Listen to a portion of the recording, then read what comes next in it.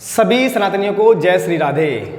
दोस्तों, आज मैं आपके सामने धनतेरस क्यों मनाई जाती है, धनतेरस की कथा किस तरह से प्रचलित है, धनतेरस के पीछे की कथा क्या है, इसके बारे में वर्णन करूंगा।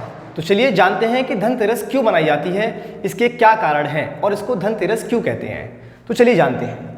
तो दोस्तों, धनतेरस की मुख्य दो और बहुत प्रचलित कथाएं हैं। धनतेरस मनाने के पीछे की दो कथाएं हैं जो कि बहुत ही फेमस हैं, बहुत ही प्रचलित है और मुख्य भी हैं। उन्हीं की वजह से धनतेरस मनाई जाती है। पहली कथा है भगवान धन्वंतरि के प्रकट होने की कथा। मतलब इस दिन भगवान धन्वंतरि प्रकट हुए थे, इसी वजह से इसको धनतेरस कहते हैं। अब भगवान धन्वंतरि कौन थे, कहाँ से प्रकट हुए, ये जो कथा है वो समुद्र मंथन से जुड़ी है। आइए जानते हैं इसको। तो पौराणिक कथाओं के अनुसार एक बार देवता और असुरों ने मिलकर समुद्र मंथन किया था।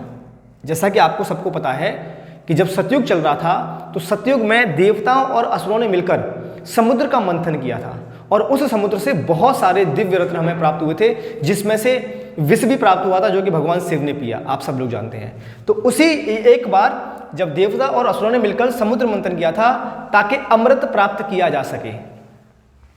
कार्तिक मास के कृष्ण पक्ष की त्रयोदशी, कार्तिक मास के कृष्ण पक्ष की त्रयोदशी, त्रयोदशी कब आती है, पहले एकादशी, फिर द्वादशी, फिर त्रयोदशी। त्रयोदशी तिथि के दिन समुद्र मंथन के दौरान भगवान धन्वंतरि प्रकट हुए थे। मतलब कृष्ण पक्ष की त्रयोदशी को भगवान धन्वंतरि अमृत कलश लेकर उस समुद्र मंथन से निकले थे। तो कौन निकले थे, भगवान धन्वंतरि। उनके हाथों में अमृत से भरा हुआ कलश था। भगवान धन्वंतरि को भगवान विष्णु का अंश और चिकित्सा का देवता कहा जाता है। तो भगवान धन्वंतरि कौन है, भगवान विष्णु के अंश हैं और उनको चिकित्सा का देवता कहा जाता है। मतलब वो देवताओं के वैद्य माने जाते हैं। क्योंकि वह अमृत कलश के साथ प्रकट हुए थे, इसीलिए इस तिथि को धन मतलब धन्वंतरि भगवान प्रकट हुए तो धन से जोड़ दिया, और वो त्रयोदशी को हुए इसलिए 13 नाम जोड़ दिया, तेरस तो के रूप में मनाया जाने लगा। तो इसीलिए धन्वंतरि भगवान त्रयोदशी को प्रकट हुए थे तो धनतेरस कहते हैं। क्यों कहते हैं धनतेरस, क्योंकि इस दिन भगवान धन्वंतरि अमृत कलश लेकर समुद्र मंथन से निकले थे, इसीलिए इसको धनतेरस के रूप में जानते हैं।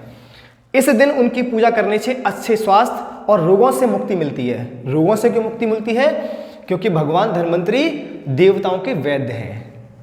इसीलिए इसे धन त्रयोदशी भी कहा जाता है। धनतेरस को हम लोग धन त्रयोदशी भी कहते हैं।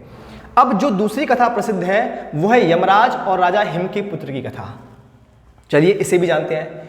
एक समय की बात है, राजा हिम का एक 16 वर्षीय पुत्र था। ज्योतिषियों ने भविष्यवाणी की थी कि वह विवाह के चौथे दिन सांप के काटने से उसकी मृत्यु हो जाएगी। जब राजकुमार का विवाह हुआ तो उसकी नवविवाहित पत्नी को इस भविष्यवाणी का पता चला। मृत्यु के निर्धारित दिन और उसकी पत्नी ने अपने पति को सोने नहीं दिया। उसने अपने शयन कक्ष के द्वार पर सोने और चांदी के सिक्के और आभूषणों का एक ढेर लगा दिया और चारों ओर बहुत सारे दिए जला दिए। वह रात भर अपने पति को कहानियां सुनाती रही और गीत गाती रही ताकि वह जागता रहे, सोने ना पाए। जब यमराज, जो कि मृत्यु के देवता हैं, सांप के रूप में राजकुमार के प्राण हरने आए और दियों तथा आभूषणों की चमक से उनकी आंखें चौंधिया गई, तो जो यमराज थे, जो सांप के रूप में थे, उस कक्ष में प्रवेश नहीं कर पाए और सिक्कों के ढेर पर बैठ गए। रात भर कहानियां और गीत सुनते रहे।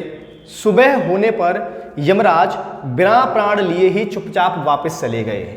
मतलब रात भर दरवाजे पर जो सोना चांदी था, आभूषण थे, उन पर ही भगवान यमराज, जो कि सांप के रूप में थे, बैठे रहे। मतलब उन्होंने उसको काटा ही नहीं और बिना प्राण लिए ही चुपचाप वापस चले गए। इस प्रकार नवविवाहित पत्नी की बुद्धिमानी और दियों की रोशनी ने राजकुमार को अकाल मृत्यु से बचा लिया। तभी से यह दिन अकाल मृत्यु के भय को दूर करने और दीर्घ आयु के लिए मनाया जाने लगा।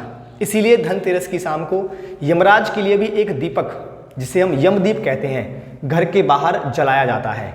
इन दोनों कथाओं के कारण धनतेरस पर धन, लक्ष्मी, कुबेर, स्वास्थ्य धन्वंतरि भगवान और सुरक्षा यमदीप, तीनों की पूजा का महत्व है।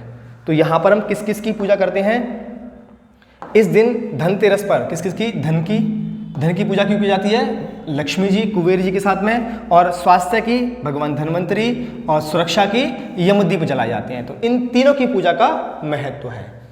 तो दोस्तों, ये कथा, ये कहानी आपको कैसी लगी कमेंट सेक्शन में कमेंट करके ज़रूर बताएं और अपने दोस्तों के साथ भी शेयर करें। मिलते हैं ऐसी अद्भुत कहानी के साथ में नेक्स्ट वीडियो में। टिल देन, जय श्री कृष्ण, जय श्री राधे।